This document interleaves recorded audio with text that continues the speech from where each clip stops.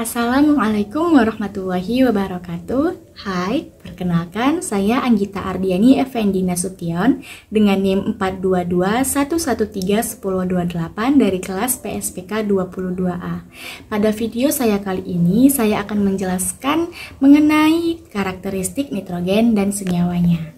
Yang pertama, kita harus mengetahui apa sih itu nitrogen. Nitrogen adalah unsur kimia yang memiliki lambang kimia N dan nomor atom 7 dalam tabel periodik. Secara alami, nitrogen biasanya ditemukan dalam bentuk gas diatomik atau N2 yang merupakan bentuk paling umum dari unsur ini di atmosfer bumi. Secara umum, nitrogen merupakan unsur yang tidak reaktif, terutama dalam bentuk N2, karena ikatan triple yang kuat antara atom-atom nitrogen.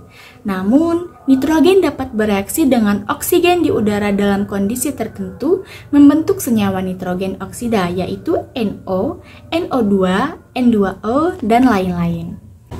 Salah satu contoh dari senyawa nitrogen yaitu asam nitrat. Asam nitrat adalah asam oksonitrogen dengan rumus HNO3 yang atom nitrogennya terikat pada gugus hidroksi dan melalui ikatan ekivalen dengan dua atom oksigen yang tersisa. Ia memiliki peran sebagai pelarut protik dan reagen. Ini adalah asam konjugat dari nitrat. Asam nitrat disebut juga aqua fortis dan azotic acid. Asam nitrat dapat digunakan sebagai pengoksidasi yang kuat. Selanjutnya yaitu siklus nitrogen. Siklus nitrogen adalah suatu proses konversi senyawa yang mengandung unsur nitrogen menjadi berbagai macam bentuk kimiawi yang lain. Transformasi ini dapat terjadi secara biologis maupun non-biologis. Siklus nitrogen yang pertama yaitu fiksasi. Fiksasi adalah proses pengikatan atau pengambilan nitrogen bebas dari udara menjadi senyawa nitrogen yang dapat dimanfaatkan oleh tumbuhan. Yang kedua adalah nitrifikasi. Nitrifikasi adalah proses yang mengubah amonia menjadi nitrit dan kemudian menjadi nitrat dan merupakan langkah penting lainnya dalam siklus nitrogen global. Ada dua langkah nitrifikasi yang berbeda yang dilakukan oleh jenis mikroorganisme yang berbeda. Langkah pertama adalah oksidasi amonia menjadi nitrit yang dilakukan oleh mikroba yang dikenal sebagai pengoksidasi amonia. Langkah kedua dalam nitrifikasi adalah oksidasi nitrit atau NO2- menjadi nitrat atau NO3-. Reaksinya yaitu NH4 positif ditambah N2O- menghasilkan N2 ditambah 2H2O. Yang ketiga yaitu anamox. Anamox adalah oksidasi amonia anaerobik yang dilakukan oleh prokariota yang termasuk dalam filum bakteri Planktomycetes. Bakteri anamox mengoksidasi amonia dengan menggunakan nitrit sebagai akseptor elektron untuk menghasilkan gas nitrogen.